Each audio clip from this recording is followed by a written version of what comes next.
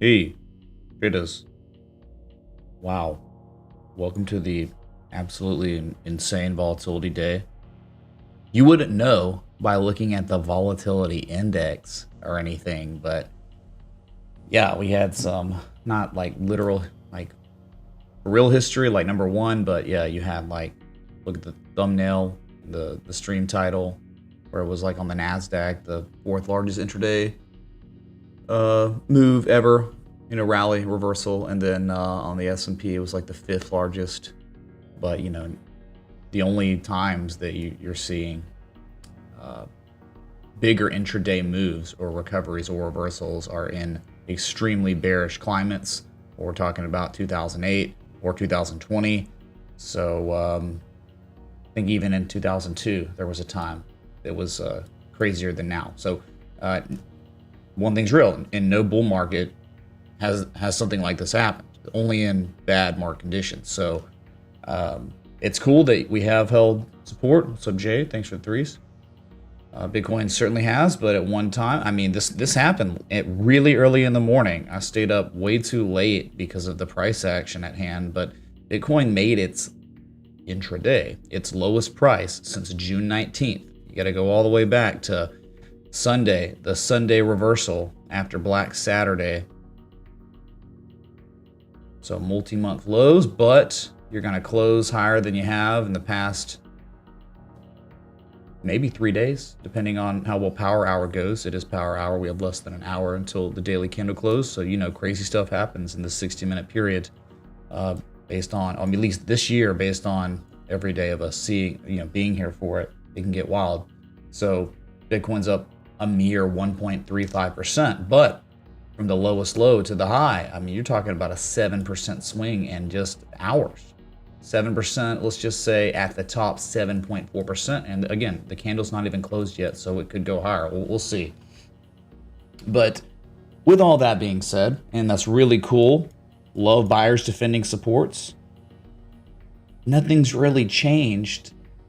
No arguments changed. Yesterday, when we were on stream, when we were all live together, Bitcoin had not broken this buy wall.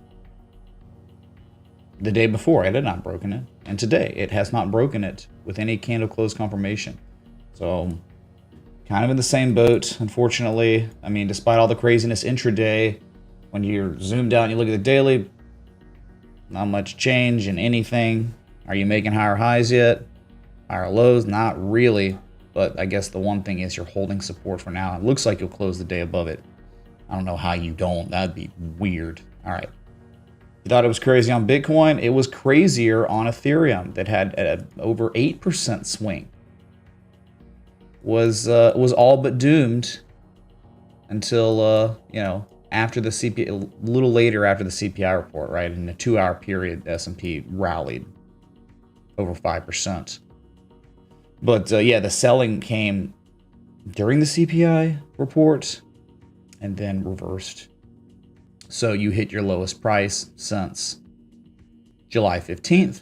So not as bad as Bitcoin, right? We just talked about Bitcoin lowest price since June 19th. Certainly above the 1223, 1269 area. Okay, cool story. But has anything changed? No. No change besides a level held as support. But are you making higher highs yet? Are you even taking out the local highs from late September, October 5th of this year? No, you're not doing that yet. So if you look at the daily, it's John Travolta, man. Like, what? If you're not like honed in on the 60-minute chart, I mean, you're just kind of looking at it like, cool. I don't think this warrants any kind of change in analysis. Though I think maybe the people that bought might want you to change your opinion on the way the market is analyzed now. But hey, yeah, we go the 4-hour and it's like, wow, man, cool story, support held. As we were breaking it, we got back above it, and there was never a candle close below it. Nice, and even the 4-hour. But are you making, if you go to the 4-hour, are you even making a higher high than the scrub pathetic high from October 12th? I mean, yesterday? Not yet. Not yet. A little bit of bullish divergence in the end. I don't know how you wouldn't develop divergence somehow on a rally like that. Yeah, you triple divergence on the MACD stream on the 4 hour, but that doesn't ensure that you're going to end up taking out previous highs at all. So let's just remember, I mean, these are the days that one time yesterday, I even said it. It's like, you're going to see volatility. You're going to see some crazy stuff. You're going to see some S. But let's wait and see a few days after all the S, right? That's like an earnings report today. The whole market, every freaking paper market, it was an earnings report. And the earnings report was, I'm sorry, Ethereum's down 0.22% today. I mean, again, forgetting the volatility intraday, nothing's happened. Not really. So it's just like, you got to stay grounded because these markets are trying to get you to become emotional, man. They really are. They're desperate for liquidity.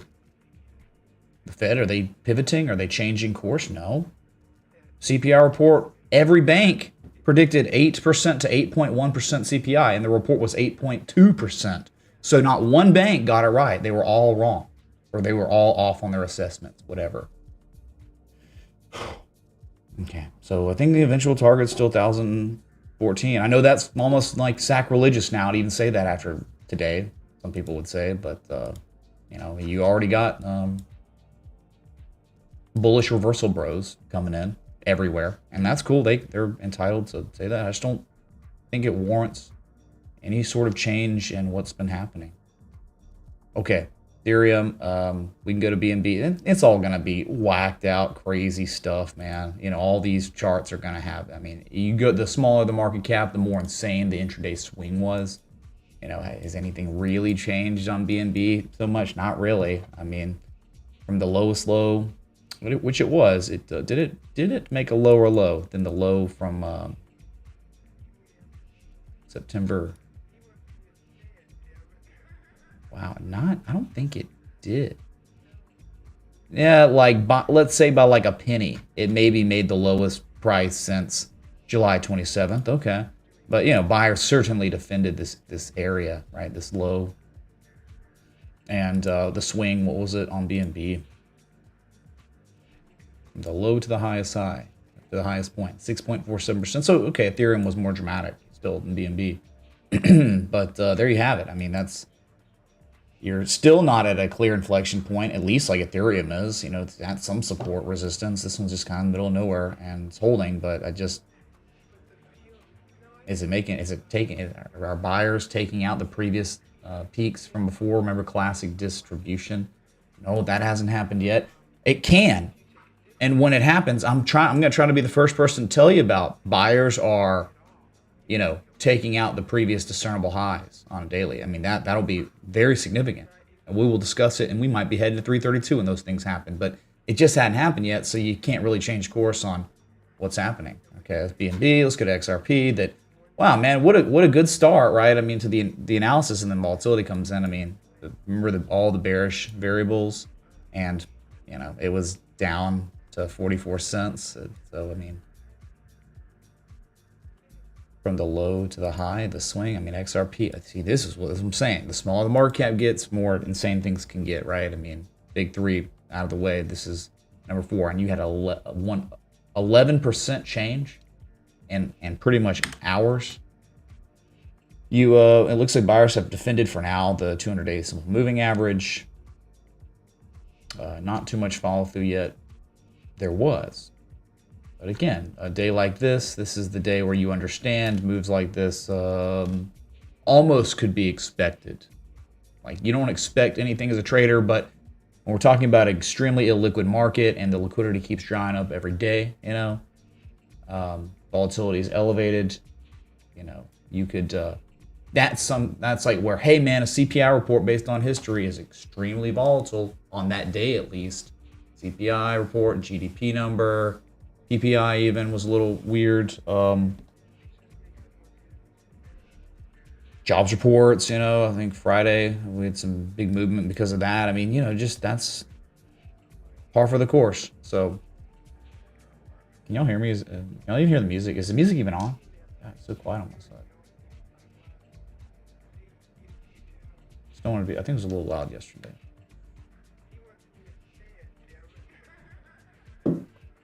A little too quiet, probably. You have headphones on. I think it's like more audible.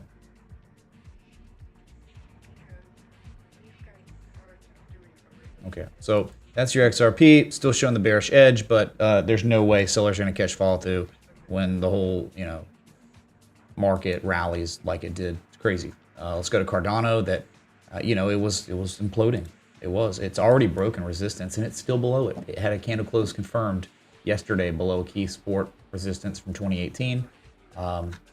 Intraday, Cardano saw its lowest price since January 2021, and off its lows, Cardano has swung from its high point to its low point to high point, 9.3%. So not as dramatic even as XRP, and that's just, nothing's changed. There's no valid reason for you to somehow become bullish on Cardano that has just broken a level that it had not even tested all summer, but finally did 2 days ago, then broke it yesterday, and then today follow through. And it looks like you'll be making your lowest daily candle close unless some crazy stuff happens on Bitcoin in 42 minutes. Lowest candle close since the beginning of 2021. So I know, man. I should be here screaming and spamming the soundboard and playing, the crazy lights and fog machine and stuff right now for today, but it's just, I don't know. I feel more like John Travolta, Okay.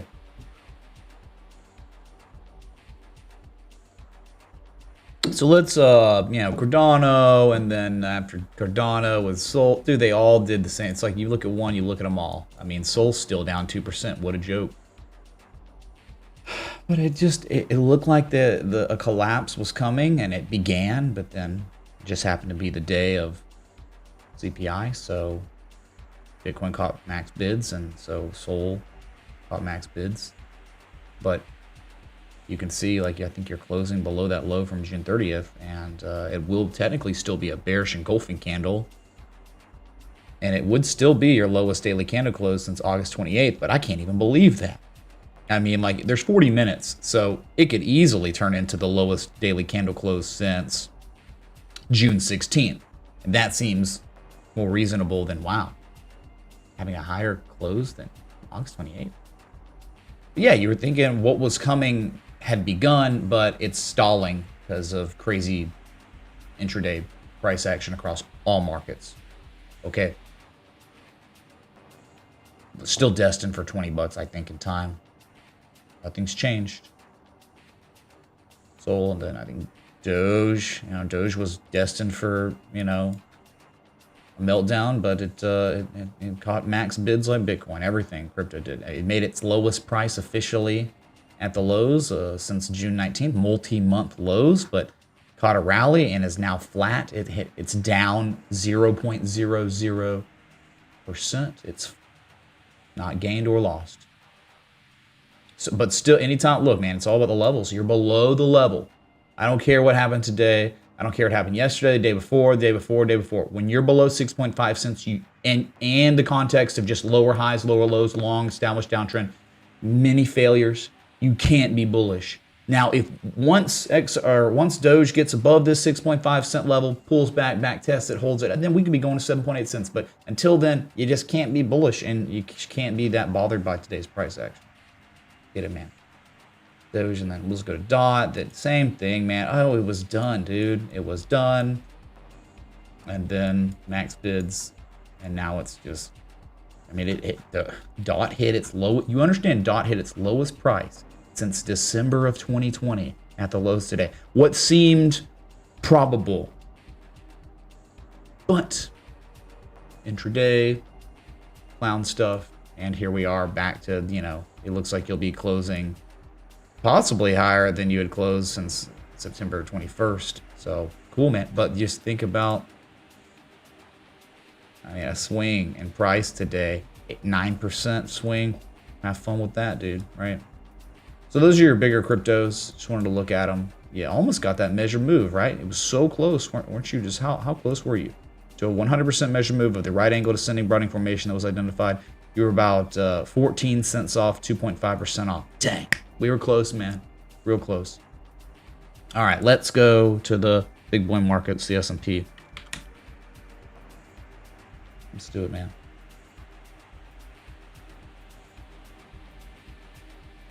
Let's do it. All right, so the S&P, man, this candle, again, 5th largest intraday reversal in the history of the stock market.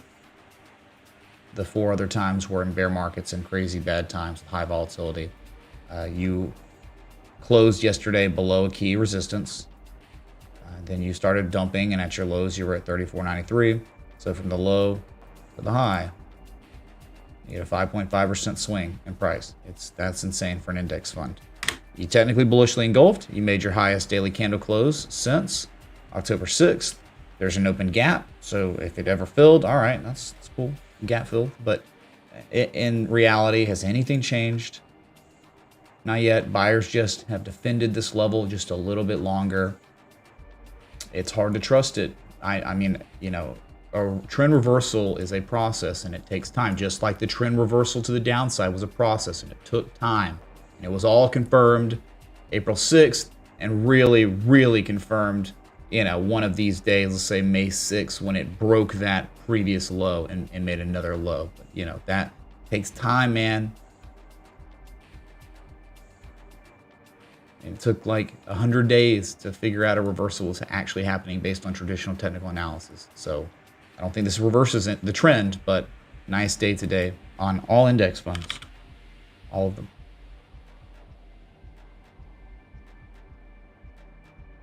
So Dow Jones that fell to its lowest price, truly fell to its lowest price since November of 2020. That happened at its lowest today, but had a miraculous recovery, and something interesting happened on this one. It actually filled the gap. Interesting. So no more unresolved gap that happened on the 6th. That's filled, and let's see what happens now. I mean, it would be nice if you were gonna reverse. It would always be nice to see a simple back test of the February 2020 high, pre-COVID crash highs. Back test it, hold it, then rally. If you want to see a confirmation low, that'd be the best. I just don't know if we're going to actually get a face melting rally like we did today. I would be really, really cautious here. It's too early. But hey, close the day above $30,000. Nice.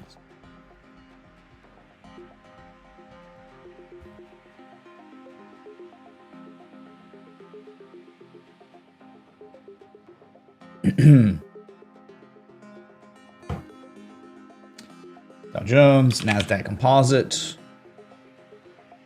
What I can't, you know, I mean, this one made its lowest price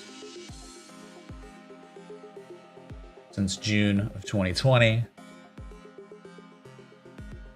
That's like over 2-year lows, and then the recovery, and then you closed above some sort of swing low from September 2020, and that's it. Underperforming, I think the S&P and the Dow Jones is way worse. But yeah, you got an engulfing. Congrats.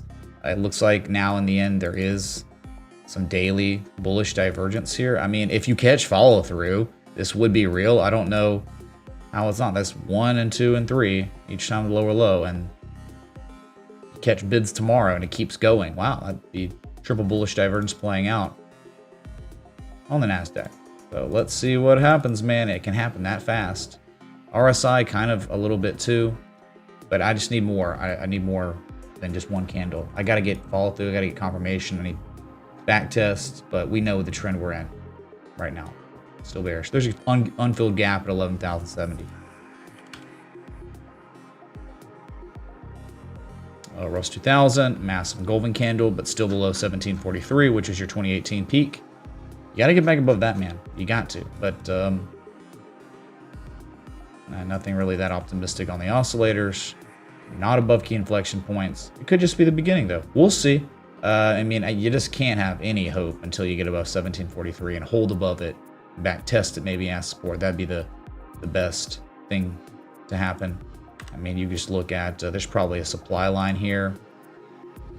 Look at that supply line. My goodness. You are not above that right now. So no resistance has been broken on this one at all, right? Even locally. But I think if you break that, you could be in store for just a moderate retrace from the high to low. See a 382 to 618, and okay. But nothing, I mean, besides intraday, nothing insane. Like, nothing's changed yet. Okay, they're your index funds. Gold, the volatility was everywhere, man. Oops. Everywhere. But this one was actually the worst performer, right? It was kind of like you look at your watch list and you're like, and then gold was like still red. And the issue with this one too is like, even after all of that, man, you know, you sold off and you rallied, but you're still for 3 days in a row now, okay? 3 days in a row, what was once supposed to be a support is now resistance. Again, 3 sessions in a row. You know, you did it for 5, 6 sessions in a row here before dumping, but that's just you made a lower high than the previous highs. And now you're selling off, you're breaking back below the inflection points, you're regarding them as resistance again. Positive momentum winning. It just doesn't look good. I mean, gold, there wasn't a massive engulfing candle like there was on the index funds. Not even close, no. So it's not even like, interesting. Nothing interesting about gold at all. Unless you're bearish. If you're bearish, very, very interesting. This could be setting up for much, much lower prices. All right. Gold, silver, we can look at silver too, whenever. It doesn't look good, man. It like the metals didn't catch any kind of love like the index funds did. They got some volatility intraday like everything, but nothing like what you saw in the stock market or the crypto market for that matter. Nothing. In actuality, what we know about the monthly, this thing's going we have a long-term target. It might take 6 months to a year, but we have a long-term target for almost $14, $13.87. Sorry.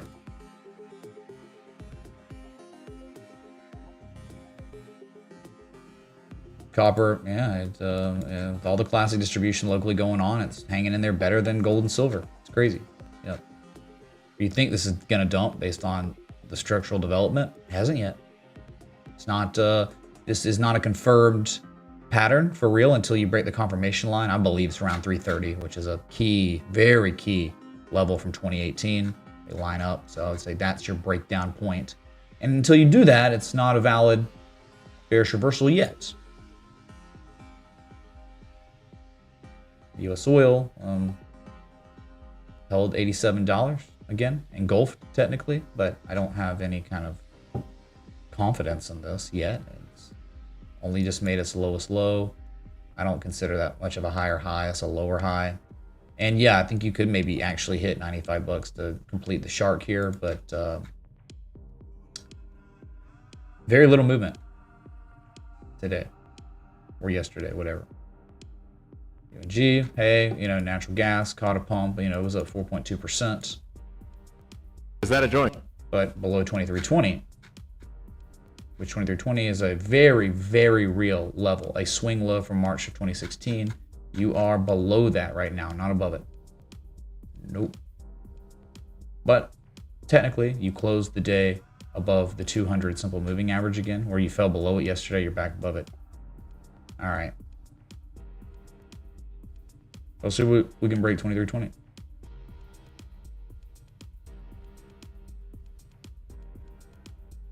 We could look at rice futures, look at some food commodities. Very little movement today. So commodities not as affected as equities or cryptocurrencies. And there's still, seems like some more downside. But yeah, you're not even showing hidden bullish divergence because you made a lower low now than your previous low. So I don't know, I think there's more downside on this. Most likely, even if you catch a short-term rally, it's going to probably turn into lower highs to previous highs. But we'll see. This one's been unbelievable. Soybeans still just below the 1400s key level. It's in the middle, so there's not even much to talk about. I mean, flip your coin, it goes to 1400 again. Flip your coin, it goes to 1300 again. Not an inflection point that's notable. Corn futures breaking above that 200-day some moving average, above $666. You got to wonder, after the blow off top, kind of the massive reversal, you got to wonder, is this upsloping consolidation just getting ready to crap out? Or is it a break to the upside? I don't know. You see these in downtrends, they normally break down, but we'll see.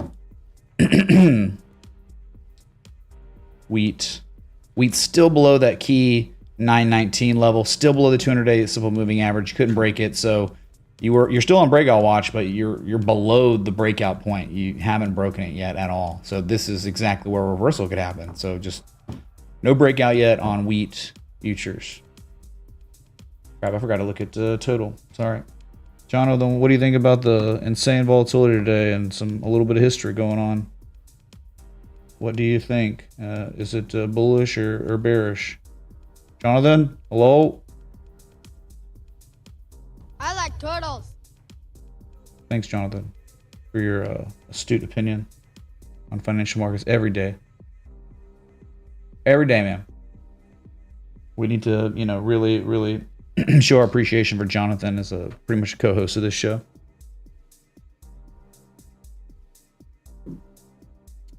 Yeah, we need to, before I want to do that. I do, because there's something that's significant that's happened that I haven't really been talking about much on the index funds, on the weekly. More so in NASDAQ than everything else. But anyway, we'll look at it in a sec. You have total that I believe has respected the TA like the Jesus. I mean, yeah, I get it. Okay. It bounced like crazy. But where did it bounce? Somewhere that makes too much sense for a certain type of bounce. It was the inflection point. We've had this here forever. And when you broke this level for real, you run the risk of seeing 838, 850 billion, and you almost did it. You were so close, September 22nd, but then you had to consolidate bearishly before rolling over again and now officially hitting it. I mean, total hit its lowest price since July 13th. So multi-month lows, but max bids came in at a level where there might be max bids, right?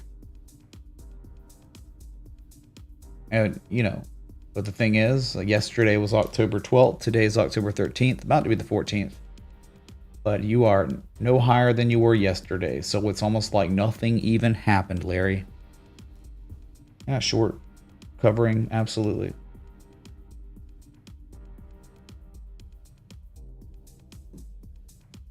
So we just, I don't know, I think that's some TA respect right there.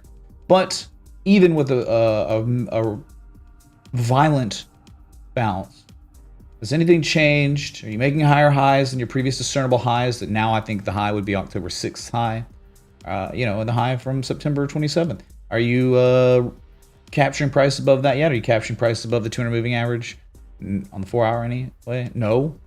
Well, then nothing's changed. No trend has reversed, man. It's ornament, oh my God.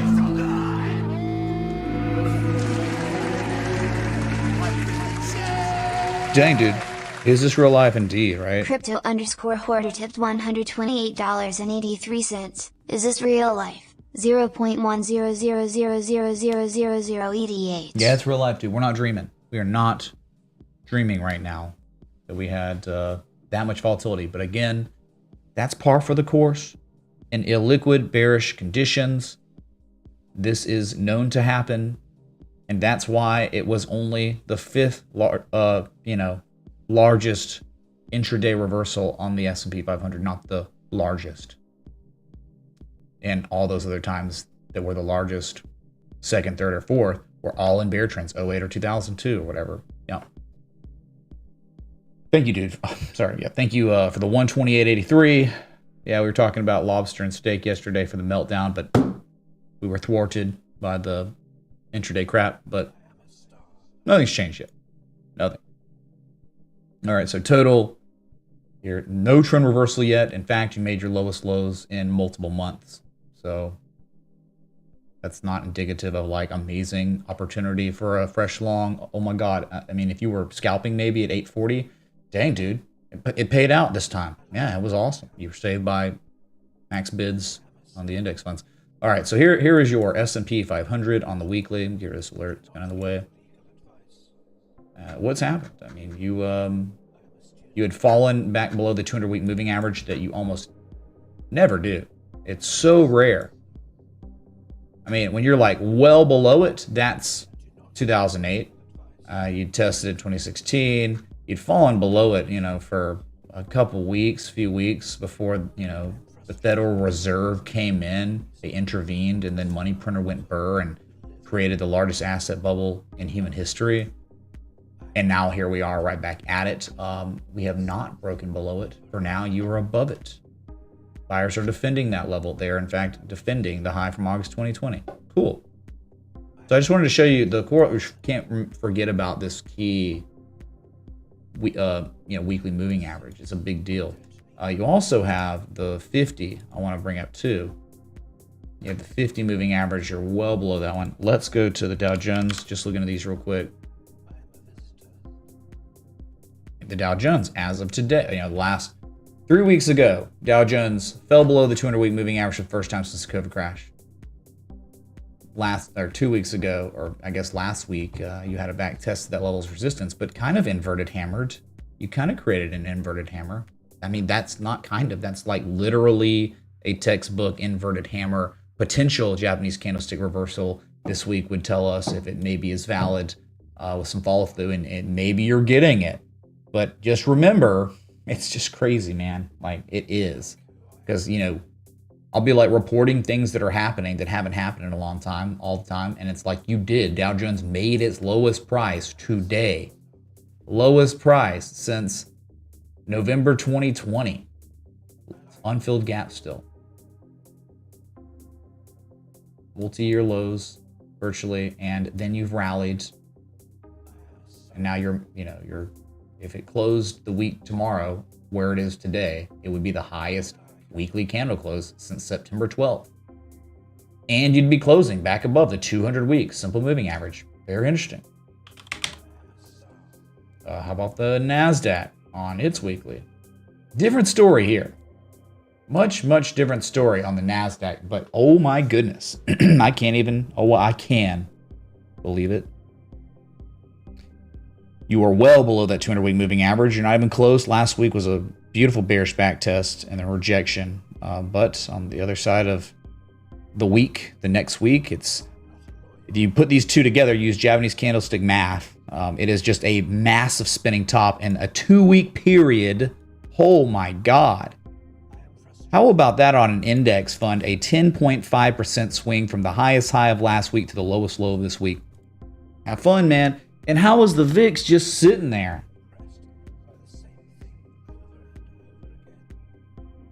All right, but what's this orange line? It's a parabolic trend line I've had plotted for a very long time. Goes back to the March 2009, and you just got your touches. You fell below it for a week, and then got right back above it. Even back tested it as support April 2020, and now here you are testing it again at the lows. You tested it and max bids came in. That's pretty wild. Your parabolic uptrend there, huh? Yep.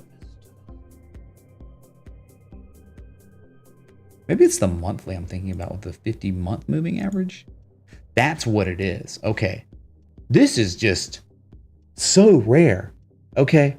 When is holy crap, man. The last time the NASDAQ had a monthly candle close below the 50-month moving average, each candle represents 1 month. It was August of 2010. And you had already begun to recover. And now look at you. Last month, which was September, you had a monthly candle close below it. First time in 12 years. And this month, simply, you got 18 days. We got a while, so it could turn into something different. But for now, all that's happening on the NASDAQ is you're regarding the 200-month moving average as resistance. And you're just right around the open, right? Where you closed September, you are right around the same price. So very interesting. Very interesting. Will this monthly curved line hold? It held initially. It reacted violently. The S&P on the S&P monthly 50-month moving average. How are we doing? Okay, testing the 50-month moving average on the S&P for the first time since April 2020. It is very rare when you are below that, right? Again, you got to go back to 2011. But you tested at the lows today, you were below it. And if you're looking at the monthly with 17 days, 21 hours to go, on this. It's really, this is not a Japanese candlestick reversal. Last month you made your lowest monthly close, technically since October 2020, and this is not much fall through at all yet. And you have a trend line. You have reverting to the mean pretty much down here around 31.57, which I think will be tested in time, just not yet. So I just spent a little time looking at some different, like, hey, you know, like last month, the Dow Jones had a monthly candle close below the 50-month moving average. And last time we did that was April, just like the S&P. And now here we are trying, you know, buyers are trying to recapture that 50-month moving average, and they're holding above the high from January 2020 before the COVID crash. And that's where we are right now. And then one more, you know, Russell 2000 on the month. How's it at 50? You are below it, right? I mean, the Russell 2000 is certainly, without a doubt, below the 50-month moving average. Last month was the lowest monthly candle close since October 2020. 3.6. Not great, not terrible. Micha is dropping knowledge. Thank you, my good friend. Oh, thank you, Kalishnikov. Sukablad, man. Thank you so much, dude. Thank you. 17 minutes to your daily close. So what's happening on the Russell 2000 also on the monthly? Like you can see the 2018 candle high close. It was an all-time high. That is just for now. And the 50-month moving average itself. They are both being regarded as resistance at this current time. 17 days till this closes, but for now, wow. Not really good. So if you want to be paying attention to this time scale, because we need to close the month above 1743. Otherwise, I think we might be in a lot of trouble. Wow. Why is ARK trending on Twitter, or twinding? When you're trending on Twitter, we would just, to save time, call it twinding. Someone put that in the good idea folder. Thank you.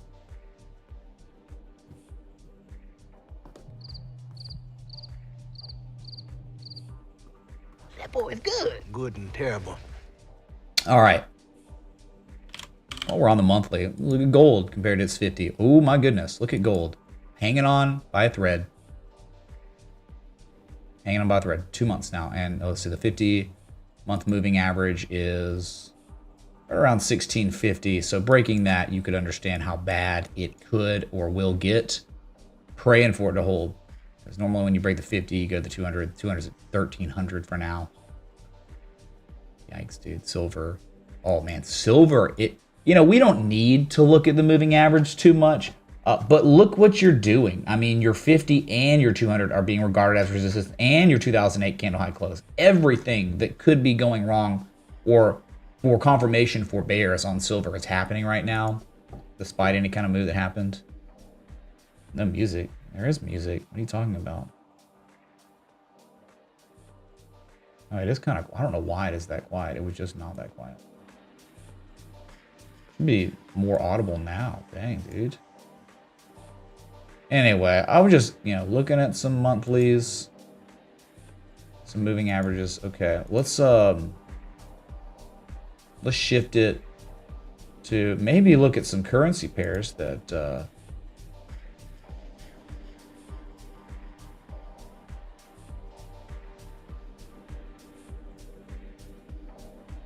yeah, we're just going to look at like the Japanese yen. How did it fare and all the insane volatility? Oh, not so great, man. I mean, you know what happened on the Japanese yen yesterday, or about 2 hours ago when the daily candle closed? It was really, I mean, look at this, what I have to do on the daily. It was the lowest daily candle close since August of 1998, and that level's about to get taken out. I can't even, did it even get taken out? It might have. My God. No, not yet. It was so close, man. It'll probably happen in the next couple days. But you're thinking that the Japanese yen could be headed to 6,584 down here. You've broken, I mean, a level. I mean, there's just, it's the first swing low, and I think the second correlated, you know, to the first. And I don't know how this ends well. This thing is free falling. There's something technical, something broken, and don't know how this resolves positively for this this chart here. It's gonna be bad. It is bad. And Imagine being a Japanese person and having your life savings in the yen since March. Hi, I'm Japanese citizen and my life savings is all in the yen. Oh, well, sorry, dude. It's lost 22% of its value.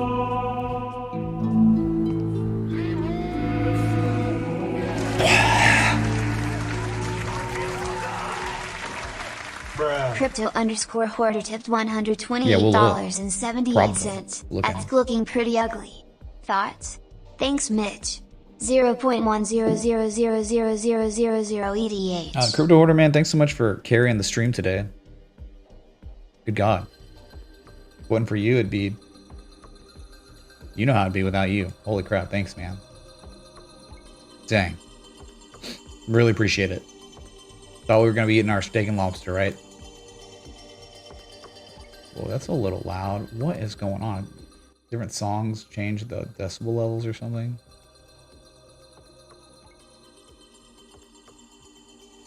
Kind of just like... Do not be afraid of the volatility that occurred today. Do not be afraid. Can we look at Altria Bro, Mo, on a weekly time frame? Thanks, man. Yes, Chris, we're looking Mo. Happy Thursday, Mitch. Dollar lays, please. Thanks, boss. We'll look at Laser. Laser, thanks so much. Tommy Payne, man. Enjoy the weird sounds from this song. Really weird. I don't know if we can do this. Okay. Let's just change the song. Okay. Get wrecked, Japanese yen. Lowest daily candle close since 1998, and it's about to get real bad. When you hear the beep, it's going to be the lowest price you've seen since 1990. That's a long time. I was 3 years old. When I hear the beep, the yen's going to be as low as it was when I was 3 years old. I can't wait to hear this beep.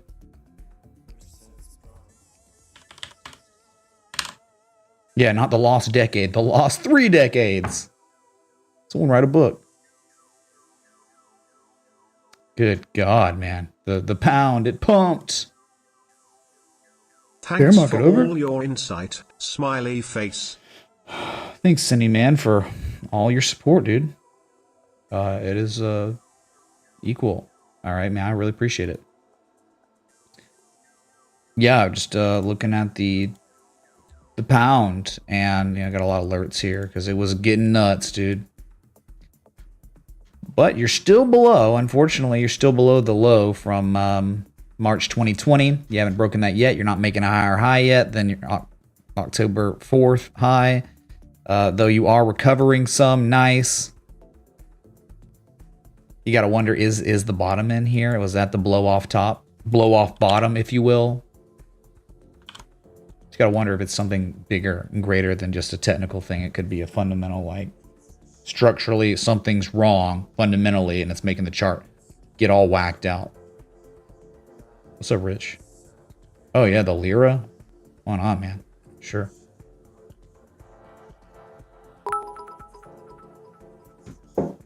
Commercial free shout out. Hey, Todd Jones, man. This stream brought to you by Todd Jones, Crypto Hoarder, Rich, look at and others. Turkish Lira, Mitch. Very strange, unnatural chart. Some sort of manipulation, but I believe it looks toppy and going to come down hard. Strange chart, man. Oh my God. Sounds scary. Yeah. Thank you for sponsoring the stream. You, Chris, Tommy Payne, and all the patrons. All the effing patrons. The best people in the world. So grateful for them. And try to... Bust. We have another mini budget coming up, so sure trust will say something to make it damp again. Yeah, Anonymous. I mean, we'll see. It's bottomed out for now. Bottomed out for now. I don't know how this is going to end. But that was such a nasty dump, right? In such a short period of time. Did you crack that bottle of Eagle yet? Whiskey Futures, hi. No, I have not, Derek. But yeah, I appreciate that was a contribution and the Vegas trip. But thank you, man. Very, very considerate. That was one of the most thoughtful gifts outside of the strap for the gun. Kings, man.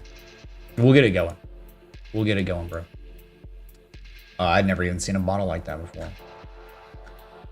But yeah, I mean, it's just kind of like, I don't like drink that much these days, right? I mean, it's not good for you. It's virtual poison. So like, I really like saving those times for, you know, I'll be drinking on my birthday on Monday, you know, probably gonna be drinking this weekend. It's probably gonna be a gauntlet, you know, but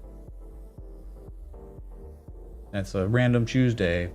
Probably not drinking, but it's Thursday. I don't know. I mean, it's like pretty much my birthday weekend eve right now because we're going into Friday. And Alabama's playing Tennessee, and that's going to be a crazy game. Excited about that. And that was what was just said. Sorry, I was talking. Whiskey futures. Is there whiskey? I don't think there is one. I love there to be some sort of whiskey futures. Be crazy. Okay, Great Room Pound. The euro. It's the euro. Look, man. Is this a spring back test to spring? Because this looks like one. You got this key level that goes all the way back to, my God, 2002. And what's happening? I mean, this is what bottoms look like. I'm not saying the euro is going to bottom here because it's such a massive downtrend and it could be just so fundamentally broken. But this is the behavior. This is what you look for as an analyst for an actual bottom. The spring, the back test of the spring. And when spring back tests are successful, normally this stuff happens. I'm not kidding. I'm not calling the euro bottom, but I am identifying a key inflection point from 2002. You fell below it, you've rallied, you've come back to back test it, and that's the dream. But look at the trend, so miserable. It's so tough to be like, oh, the bottom's in now. I mean, it's probably not in, but this is how they look before they do bottom out. So pay attention to the spring back test on the euro.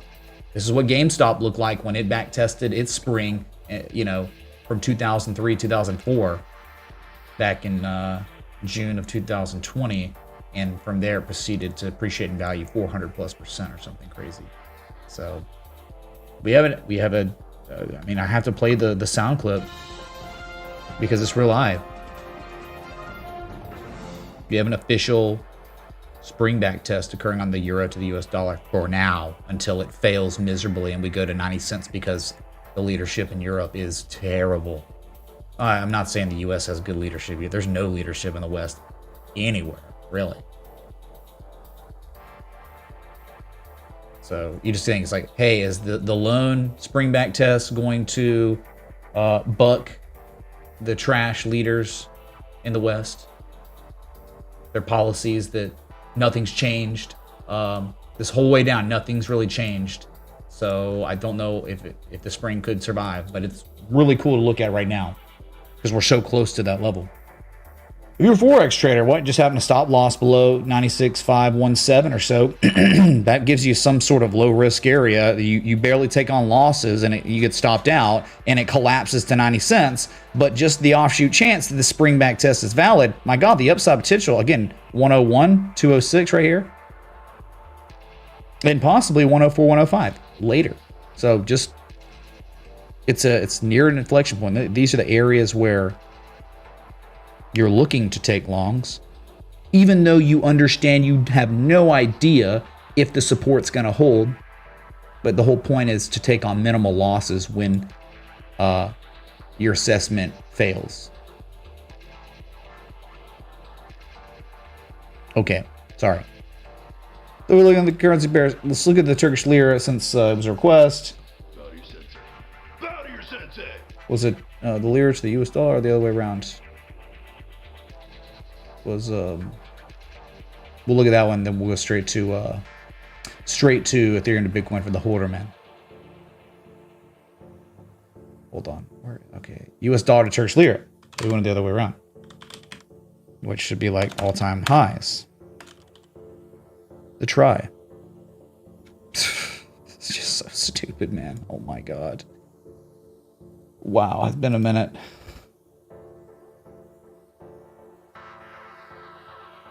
I mean, this is just something out of a fantasy novel, you know, for charts. SOX has been a good hedge. 3x inverse semis. Your thoughts, Mom? Well, problem with any kind of 3-time levered ETN or ETF or whatever, you're gonna have decay on it. But yeah. In a long established downtrend, you're probably in good shape. But normally, because right, we're so seldom over all the period of time that's existing, markets existing, such a short period of time, you're in these long extended downtrends. It's normally like a day trader's tool to hedge legit for the day, right? But yeah, I mean, like sitting in that for this year's probably turned out extremely well. But you know what I'm saying. But yeah, we can look at the SOX, the derivative, the 3-time levered ETF. Yep. Okay, so the lira nearing its all-time high, or this US dollar to the Turkish lira. We flipped it. It looks like this. This is the Turkish lira to the US dollar. All-time lows established, if you can even believe it. It was the 11th where we officially had the lowest low ever. My friend, can we have a look at VAR? Might there still be an interesting move up? Thanks. Do you also agree that a Bitcoin drop to next level will be inevitable? 0.010800060 ETH. Nothing's inevitable, or I mean, like, you know, I was saying, like, things looked like imminent demise for altcoins, but bids came in. The bids came in. So again, nothing's changed. No trend has reversed off this day today. Nothing. So the only people that are like really freaking out today, I guess, would be day traders and FOMO people buying the very bottom, or buying the very top, or selling the very bottom. You know, those people losing, freaking out. I mean, if you look at the daily, it's kind of like, I mean, yeah, the index fund's pretty crazy, but then you start looking at that monthly, and it's like the monthly not. So that's all I can do is when I'm looking at the lira. There's not much to do, dude. Right? It's a scam, obviously. Not really, but it looks like a scam. This is what an S coin, that rug pull, looks like. So I would imagine this would continue down forever. There's search and decay on it. Don't know why it would buck the trend or reverse anytime soon. It won't, man. What is Erdogan doing that's gonna make this thing pump for real? You know, nothing. Or dump for real in this context. Okay, let's go to Ethereum to Bitcoin.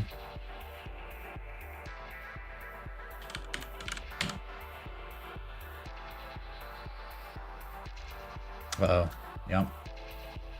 But didn't this, I mean, wasn't this kind of like, okay, we don't have to look at Ethereum to Bitcoin to understand that maybe this was going to dump, because, and we knew 6.4 million was going to be tested probably, but it was all about Bitcoin dominance, where it was in like that local structure that was developing. It was like reaccumulation after holding support, right?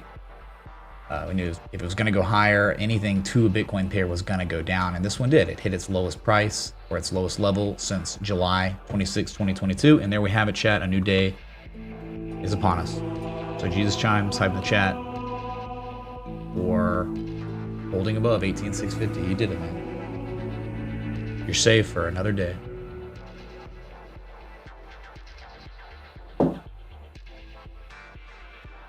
So yeah, I mean, I think there's a little bit more downside. You know, you go test, it's a peak from May of 2017, and you can see there's been correlation. Look, you can see one time May 2021, and there's a peak from July 2021, and then recently, pretty much like January and March of this year. And you go test that. Don't know if that's going to hold. I mean, you'd probably be headed to 5.7 million after that. And again, based on what it's all about, Bitcoin dominance, man. If Bitcoin dominance is going to do what it's done every single time in history, once it does successfully hold 39 to 40%, it always goes up to 46 to 48%. Always. So if it just repeats history, you can imagine that Ethereum to Bitcoin chart, or any other pair to Bitcoin, is going to go down while this continues to go up, right? So yeah, it was up way more. It was up like 1.5% or something at its highs. And that was the theory, right? The theory is, okay, the way it looks, the way the market conditions look, it's like, we don't think that crypto is going to pump It's going to be more like Bitcoin's dumping, breaking supports. All the altcoins lose more value, at a faster pace, or at the same pace. The altcoins lose way more value than Bitcoin does, and that again would translate into the higher levels on this chart. So that was happening, and then max bids, man. Max bids. Markets were safe today. Who was it, man? Plunge protection team. They're here. All right, we had a couple requests. Next one was Altria.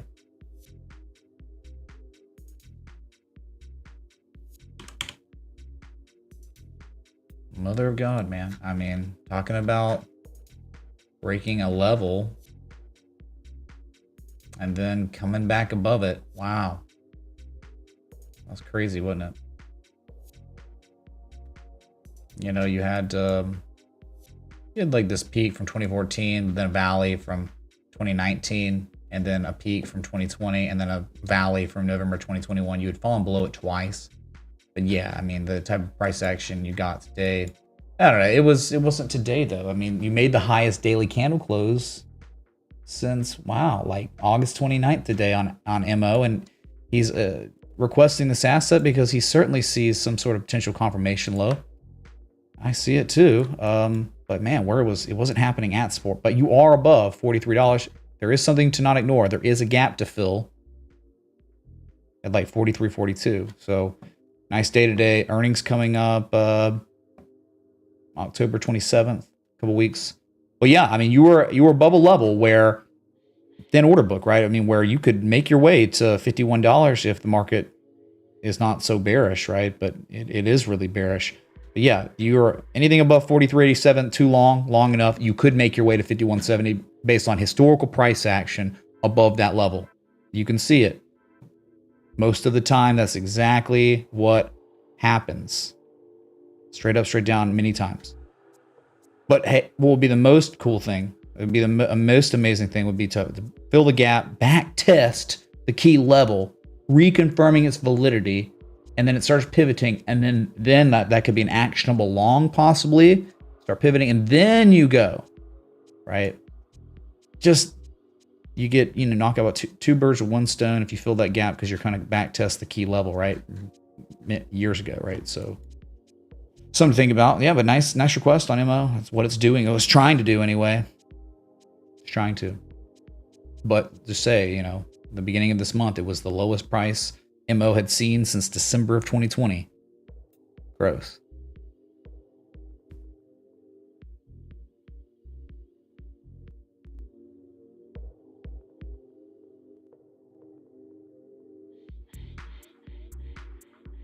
Sorry, man, I'm having audio issues today with the music.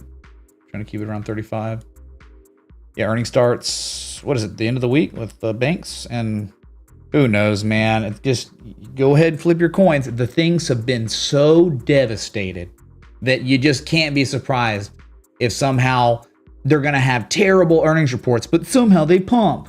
That's the stupid clown market we're in now. Yep. It's just the damage has been done, and then an earnings report, and it catalyzes some sort of rally, but they were terrible numbers. But we'll see. I mean, maybe not. I mean, things are so bad, that the inverse doesn't happen. But okay, that was your MO, and then you've got LASE next. Laser Photonics Corporation, sir. I see now why you requested it. Oh, bullish on lasers, dude. It's a new IPO, it seems, listed on the NASDAQ September 30th. Okay, not much to do here. The reason he requested it is because this asset today is up 41%. Since its all-time low, since October 10th, the asset from its lowest low to its highest high since then, it appreciated in value in 3 days, 141.6%. Good Lord. So this is all you got, though. It's not, and no data to really do any kind of traditional technical analysis, right? I mean, it's just, you hit the lowest low ever, and then you gap up, And then you gap up again. It's like, great, man. What am I supposed to do with this? All I can do is, here it is, your highest high ever, and then we'll just go with this low here. And now we got a range. Who knows, man? Lots of volume.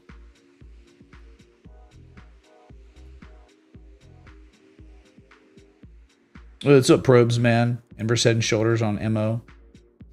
On the second valley, probably, right? We'll see that combination, don't we?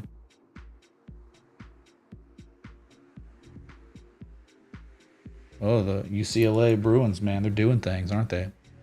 They are the last hope for the Pac-12, right? Sharks with lasers. No, it's sharks with freaking lasers on their heads.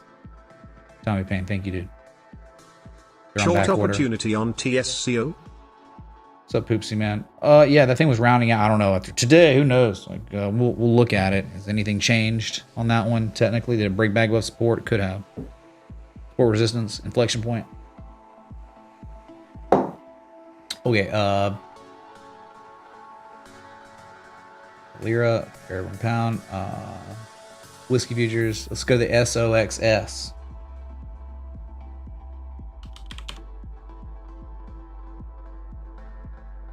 Oh, what a nasty candle. Hit its highest level, though. Wow. SOXS hit its highest price officially since May of 2021. Was trying to break this inflection point. I mean, you had several.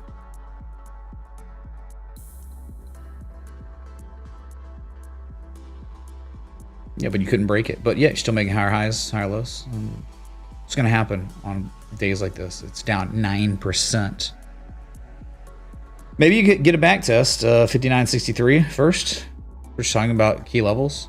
There's no RSI was starting to show a little bearish divergence. The high, then the higher high with lower levels.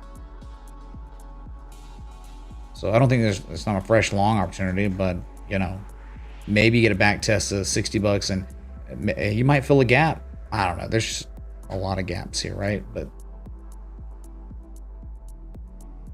you're near the top end of a range, or you broke the range, you know.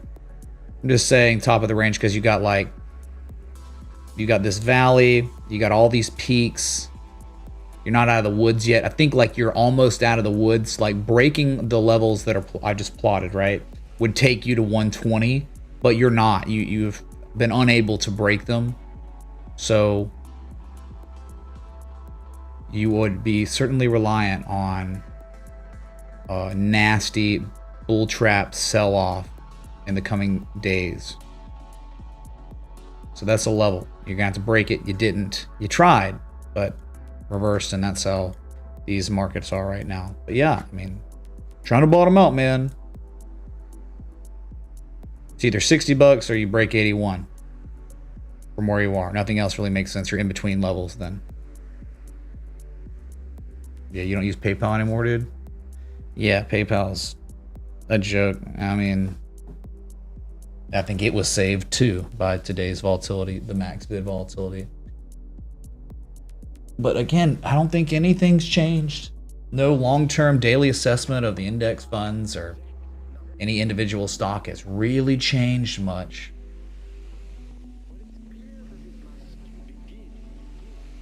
HBAR for Grit Beyond. What's up, Scarlett? Sid Weekly, please. We will take a gander. Thank you. Next up, HBAR Connect. Just a trash coin. But dude, it held, man. It held. It was doing things. It was doing things, man. Yeah, where it violated. I mean, the 886 it played out, and then it drops to the lowest price since July 5th, and then, you know, we kind of saw it bottom out a little bit and then rallied and then had an insane day. But look at this. This is very similar to XLM now. The price action you're receiving since the 3rd of October is almost identical to XLM. You're bottoming out, and then you're on, you're having a spike, then a dump, and then on the dump, it's so powerful. There's not even hidden bearish divergence like XLM got hidden bullish divergence. XLM got that. This didn't. It was just bullish convergence. But you held, and you're making higher lows, and you're above the 200 moving average. So if it was going to play out, it could go to 7.5 to 8 cents. But it's just really hard. I mean, to just become full-on bull after a day of what we expected, high volatility. It was dumping, it was over, and then it rallied, and it's like, oh my God, more questions. I don't think that changes anything, but yeah, HBAR for sure is trying to make higher lows locally. But if you're doing this, I mean, maybe it keeps going. It just depends on Bitcoin, where Bitcoin held support, but it's still below 19,650, 19,891, and it's still in a downtrend. This one's still massive downtrend. You got a chance, man. HBAR's got a chance. When it falls below 6 cents, it's over, probably, right? Just like I figured it was over here. But no, bottomed out. Okay, that's HBAR. Above 6 cents, it could go to 7.5, 8 cents. That's it. Below 6 cents, bye-bye. Probably 5 cents, probably 3 cents. Okay. Tractor Supply Company for Poopsie.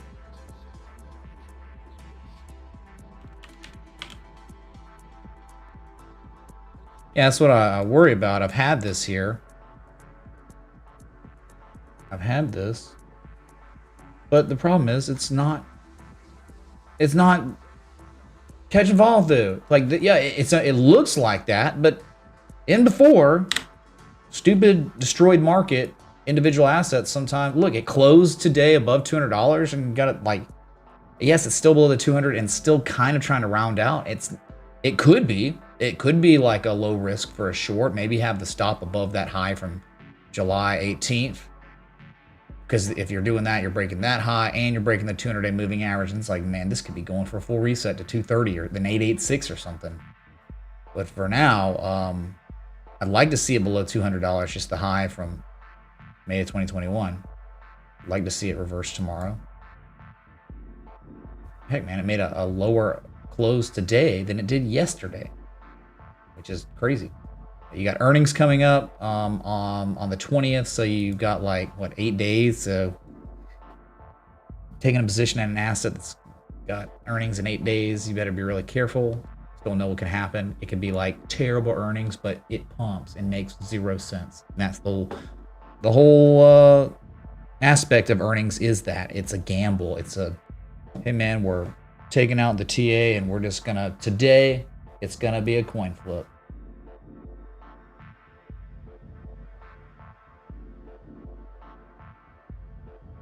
SID for Scarlet. SID.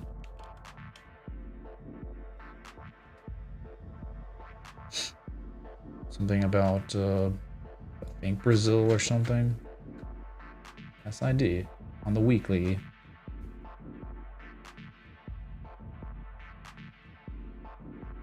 I have no memory of this place. I think where you are, you probably got, you might be testing 187 again.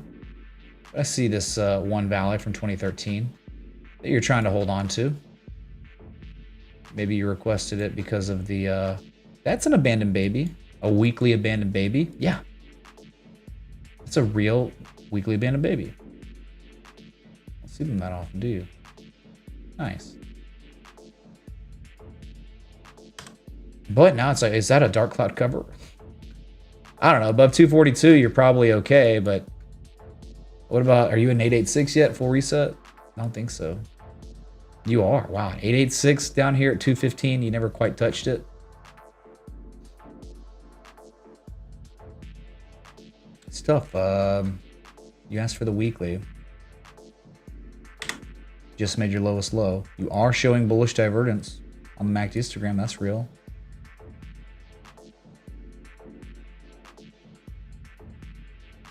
Okay, the weekly bullish divergence at an inflection point from 2013.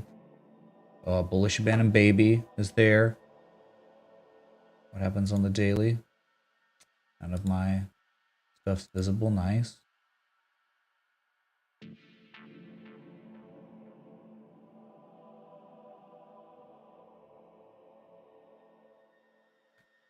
the daily. Got anything going on? I mean, above that, I guess you're okay. But if you fall below 242, it's a quick ride down to 187, which is 23% downside. So you better be cutting your losses if you were playing with it. And the problem, you know, you're not in an uptrend by any means. You're just not. You haven't made a higher low. What was the most recent discernible event on the daily? The lowest low of the entire downtrend. That's not good. Don't you want to see a higher low eventually? You haven't gotten it. The lowest low and the lowest high. They're the two most recent discernible events on this chart. So you know you're still in a well-established downtrend. That's certain for now. But yeah, maybe you're at an inflection point. You're near an 886. You didn't quite touch it. So it's either 242 or 187. If you don't hold that, my God, then 133. That's way down, way lower. Yeah, I've trouble trusting many things right now. I just like to see some higher lows for F's sake, right? I'll tell you, the daily got some nice divergence continuing, right? I mean, you got that. RSI looks really nice, somewhat on the daily RSI.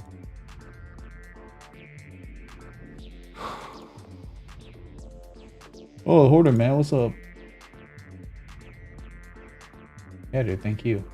I saw that message. Been streaming in the zone.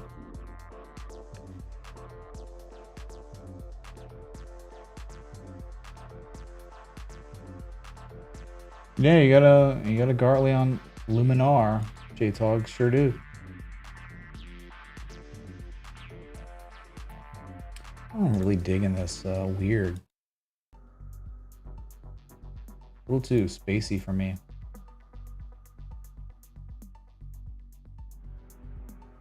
Okay, that was like the last request. I did.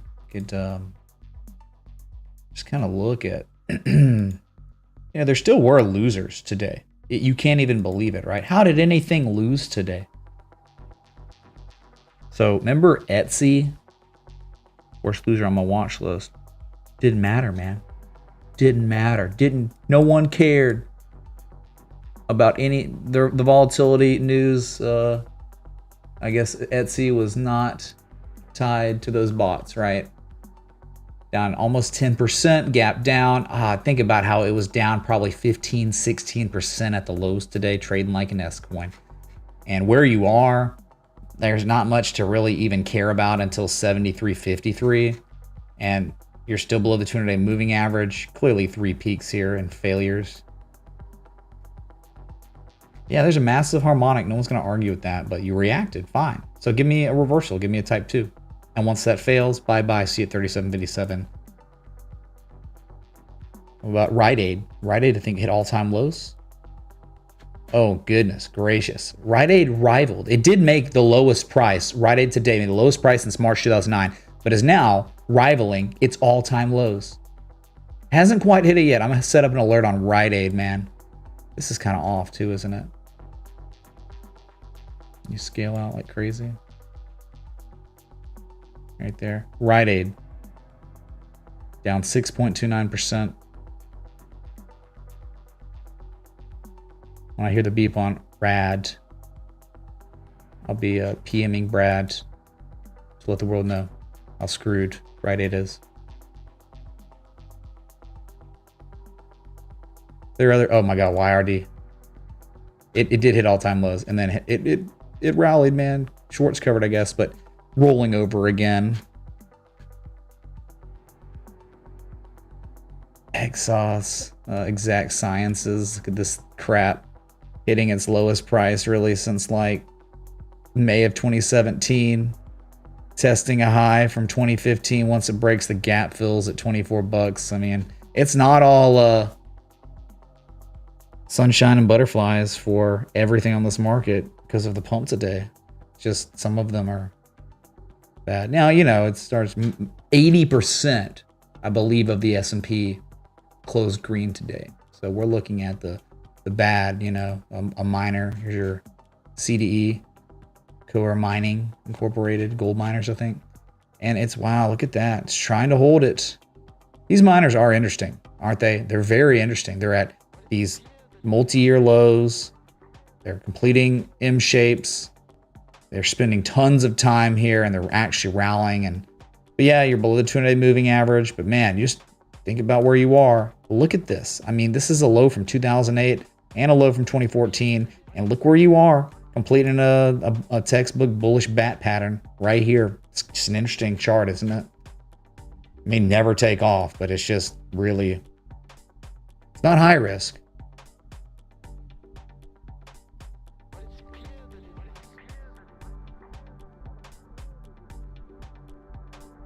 But yeah, we could flip it and say, hey man, what about Domino's Pizza? It was up 10.4% today, man. Just gapped up. It was about to die, right? It's crazy. Talk about key inflection points, right? From 2018 and 2019 and another time in 2019, early and late in 2019. You can see it. Look what you've done here. One time, and it was like, it's all over. It's like Domino's Pizza, not today, but yesterday. Isn't it crazy that Domino's Pizza made its lowest close since March 2020, the midst of the COVID crash, and today has its highest daily candle close since October 5th and holds the support because below you is the abyss, 232, 222. Crazy, right? UBX, Unity, Biotech, it's up 8%. I can't even tell. Warner Brothers that you think it's destined for 1030, 950 soon. There's no support. It just rallied because the macro, man. This thing has broken everything, even back tested it. But yeah, nice move today. Yeah, and this a lot of things collectively up 4 to 5%. Okay, you know, banks. Hey man, look, it was done for. It made look, you know, today. Today, PNC made its lowest price since February 4th of 2021, but it was up almost 5% today. Does this mean we're bullish now? No. Until you break above 163, but really, until you break above 176, you were bearish as F. Many financials look like this. Okay, they just had a good day today.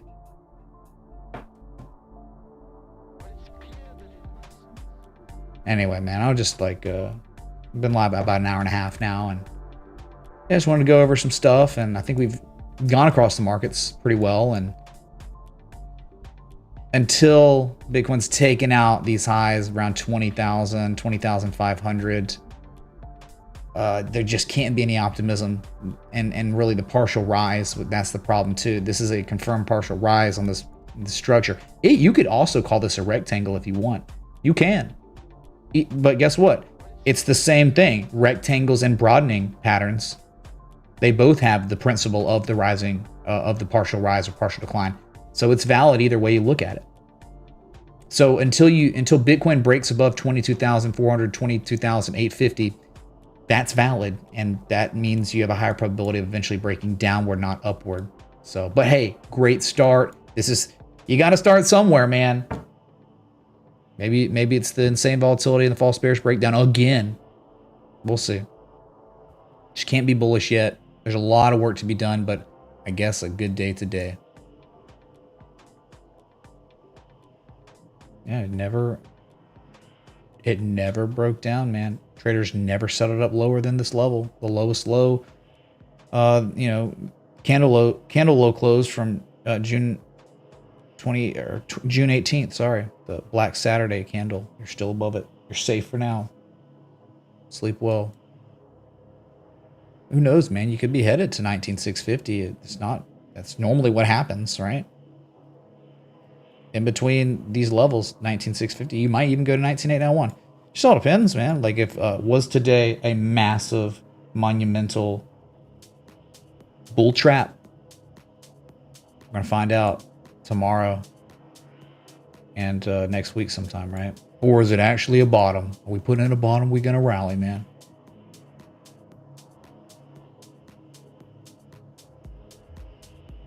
Okay. Well, thank y'all for coming out. Bitcoin's alive for now. But remember, at the lows, it did make its lowest price in multiple months, its lowest price since June 19th.